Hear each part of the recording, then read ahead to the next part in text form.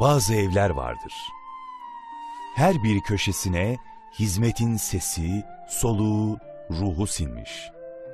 Kur'anlar, cevşenler, tesbihatlar okunan, kalabalık sofralar kurulup kaldırılan, misafirsiz iftar, sahur geçirilmeyen, dil, din, renk ayırmadan kapıları Tanrı misafirine açılan evler.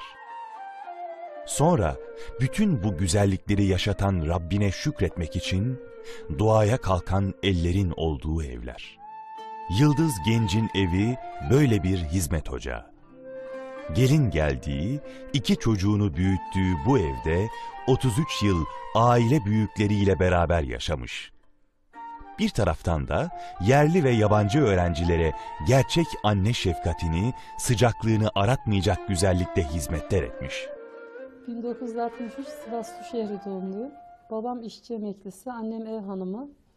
Annem çok merhametli, iyi bir insandı. Böyle merhamet duygusu annemden daha ziyade geçmiştir bize. Babam dinine bağlı, dindar bir insandı. Bizleri küçük yaşta namaza, Kur'an-ı Kerim'e öğrenmemiz için, namaz ve Kur'an-ı Kerim'i öğrenmemiz için çok üzerimizde durdu. Çocuk yaşta komşularımızı toplar, onlara mukabele okurduk. Kur'an-ı Kerim meali okurduk. Ramazanlarda teravih namazı babam imam olurdu. Bizleri arkasına müezzin yapardı. Teravih namazları kılınırdı. İmam Hatip mezunuyum. İmam Hatip'in ilk tohumları Suşehri'nde bizlerle atıldı. Mezun olduktan sonra evlendim. İstanbul'a gelin geldim. Eşim, ailesi Atayırkil bir aileydi. Onlarla birlikte bu evi paylaştık. Birlikte 33 yılımız geçti. Onlara her zaman büyüğümüzün de dediği gibi anne baba haklarını sürekli hocamızdan dinledik. Onlara nasıl davranacağını hiç incitmemeye gayret ettik onları. Allah rahmet eylesin. İşte vefat ettiler. 2 yıl önce kayınvalidemi kaybettik. 4 yıl önce de kayınpederim vefat etti. Burada da yine mukabele faaliyetlerimiz başladı. Evde mukabele okuyordum. Komşular geliyordu. Mevlüt okuyorduk. Çevrede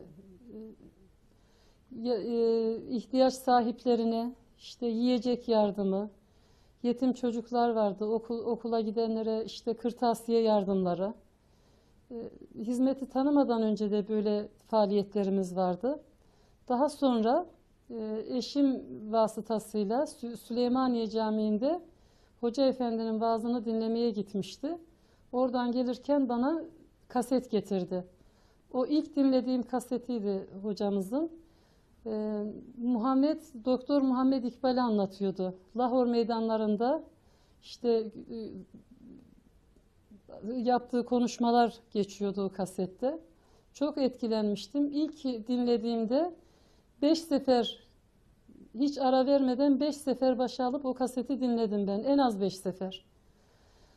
Daha sonra Fatma hocamla tanıştık.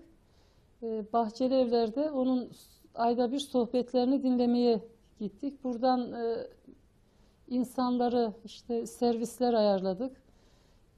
Onlara da siz de gelin dinleyin, görün, gözlerinizle görün. İşte yurt dışından, o Doğu blok ülkelerden gelen öğrencilerin işte nasıl hidayet erdiklerini, Kur'an-ı Kerim, namaz, her şeyi öğrendiklerini sizler de görün deyip onlarla birlikte ayda bir giderdik. Yıldız Hanım'ın yaşadığı bölgede üniversite vardır. Ancak Anadolu'dan gelen kız öğrencilerin kalabileceği güvenli bir ortam bulunmamaktadır. Akrabası olan bir öğrenci vesilesiyle ihtiyaç daha da ortaya çıkınca öğrencilerin yaşayabileceği bir ev kiralamak ve eşya bulmak gerekir. İlk öğrenci evlerinin açılması, kayınvalidemin yeğeni hemşirelik okulunu kazanmıştı. Beşiktaş'ta bir öğrenci evimiz vardı. Etiler'de bir öğrenci evimiz vardı. Şişli'deki ilk evimiz o vesileyle açıldı. Çok zor şartlarda evi tutabildik. Evin ihtiyaçlarını karşılayana kadar o tabii hemşirelikte okuyan diğer 9 öğrenci ile birlikte 1 ay kadar biz evimizde misafir ettik onları. O zamanlar çevremizden işte çekyatlar toparladık. Halı, kilim, perde dizdik. Bir gün aradılar, abla tüpümüz bitti. Ben buradan büyük tüpü aldım, işte yola çıktım. Hiçbir taksi almadı. Yok abla tüpü arabaya alamayız dediler. Ama şimdi tabii bütün arabalarda hep tüp var. Buradan öğrenci evimize kadar ben onu elimde götürdüm tüpü. İşte ihtiyaçlarıyla, çocukların her şeyleriyle ilgilendik. Gıdalarıyla, işte perdelerini yıkardık, çarşaflarını yıkardık. Daha sonra onlara çamaşır makinesi ayarladık. Çevremizden erzak toplardık. Onlara işte özel günlerinde pasta, kek, börek yapıp götürürdük. Manevi geceler yapardık onlarla beraber.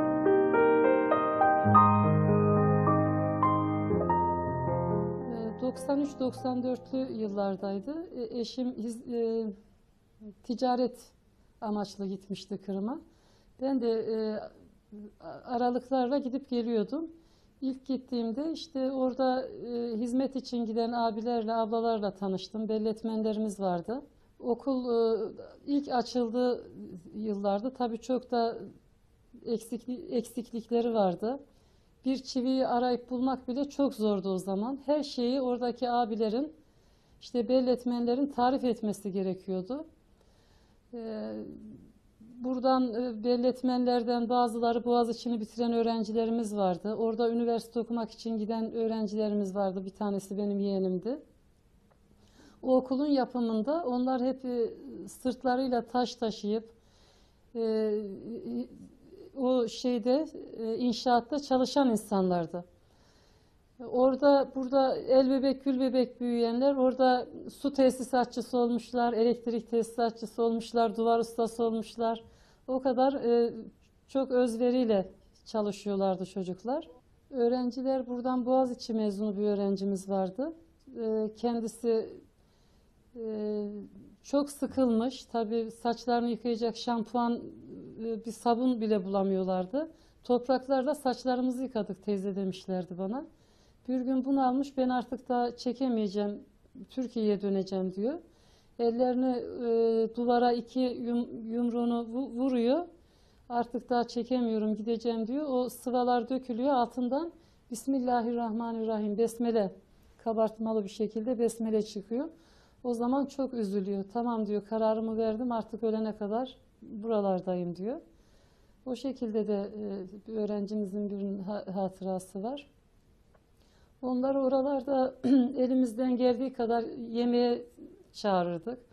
Hatta bir Ramazan günü o kadar çok eve çok zor bulunuyordu. Ekmek bulmak zor. Ekmek kuyruğuna giriyorsunuz, tam sıra size geliyor, bitti deniliyor. Süt bulmak zor. Her şey çok zordu yani. Çok zor yıllardı o yıllar. Tatar kardeşler küçük böyle 10 metrekare bile bahçeleri olanlar işte soğan dikiyor. Götürüp onu satıyor pazarda. Evine ekmek götürüyor.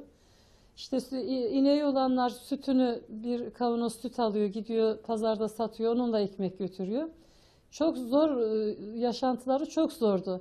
Mesela kuyular kazmışlar. O kuyuların içinde yaşayan aileler gördüm. Konteynerlarda yaşayan aileler. Dede, nine, torun, görümceler, gelinler hep bir arada yaşayan insanlar gördük. Bunlar sürgünde gittikleri yerlerde çok rahat yaşantıları varmış ama orada Kırım'a dönüş izni çıktığında yolda bunlar her şeylerini ucuz pahalı demeden satıyorlar, evlerini, mallarını, arsalarını. Dönerken devalüasyon oluyor, paranın değeri değiştiriliyor. Bu sefer ellerindeki paraların hiçbir değeri kalmıyor.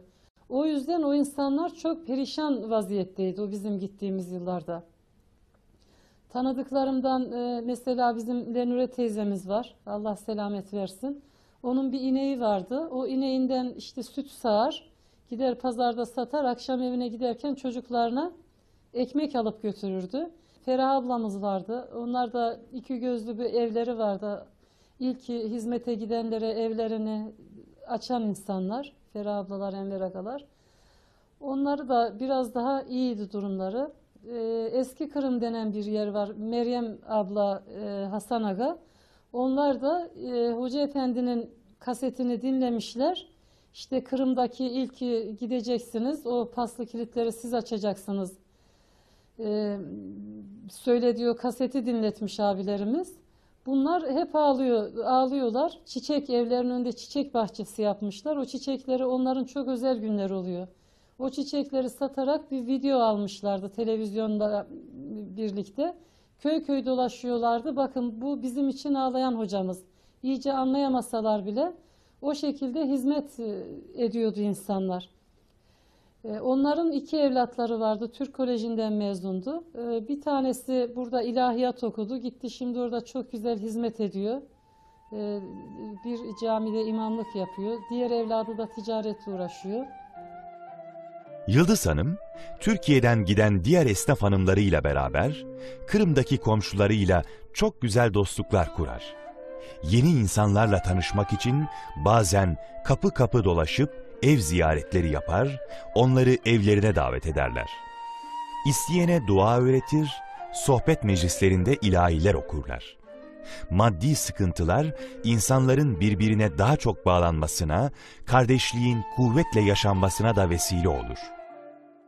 Kırım'da bir ekmek, süt bulmak çok zordu. Eşim başka bir şehre gitmişti. Gelirken demiş, bir nasiplisi olur. Çok ekmek almış, süt almış böyle kovalarla. Bir gün önceden. Ertesi gün orada zaten yardımlaşma çok fazlaydı. Hani bir kardeşlerden biri bir şeye rastladı mı, ekmek olsun, süt, bulunmayan bir şeye fazla alıyor. Olmayanlarla paylaşıyorduk. O gün de akşam Ramazan'dı. Yeğenim aradı ki ben bunlarla sütlaç yaptım ama evdeki bütün tabakları doldu. Doldu taştı. Ekmekler çok fazla. Peynir bulmuş, peynir getirmişti. İşte konserve, bezelye falan bulmuştu. Onlarla yemek yaptım. Yeğenim dedi ki, teyze biz öğrenci arkadaşlarla Muammer Hoca'nın evini taşıdık. Akşama iftara sizdeyiz. Ben tabii sevindim. Onların demek ki nasibiymiş. Her şey çok boldu. Tabak, kaşık eksiğimiz vardı. Yandaki Rus komşu teyzeye gittim. Ondan tabak, kaşık, çatal aldık. Bayağı kalabalık öğrencilerimiz geldi. O zaman işte Allah'ın lütfuydu onlara. Yaptığım yemeklerden yediler. Kırım'a gidince pazarlarda falan insanlar bir bağ soğan almış, önüne koymuş. Onu satmak için çabalıyor. İşte bir kovada 2 kilo, 3 kilo patates, bir küçücük kabın içinde 1 kilo, 2 kilo elma, bunları satacaklar. İşte oradan kazandıklarıyla evlerine ekmek alacaklar. Bebekleri varsa süt alacaklar. Oraya gidip geldikten sonra ben pazarlarda alışveriş yapamaz oldum. Böyle şaşkına dönüyordum. Ve her şeyin kıymetini daha fazla anladım. Oradaki yoksulluk çekenlerin. Hocamız derdi ki Kırım'da rahmete asılacaksın, zorla çekeceksin ki gelsin. Ama Türkiye'de her şey gece gündüz rahmet. Her şey bol. Oradaki hizmet insanlarının fedakarlığını görünce buraya gelip hani rahat bir şekilde oturmak, yatmak, gezip eğlenmek bana çok tuhaf geldi. Daha fazla gayret edeceğimizi, o insanların anadan, yardan, her türlü imkanlardan vazgeçip oralarda binbir türlü güçlükle hizmet etmeleri bana çok etki etti. Gelince de hep anlatırdım. İşte onlar bir yeşil pırasaya hasretler. Buradan hatta eşim giderken bir seferinde kocaman bir bağ pırasa da göndermiştim oradaki Türk hanımlarına. Helal et bulmak çok zor. Yoğurt kültürleri yok. Kefir biliyorlardı onlar. Her şeyden mahrumlardı. Çocuklar bayağı gıdasız da kalıyordu. Bebekler.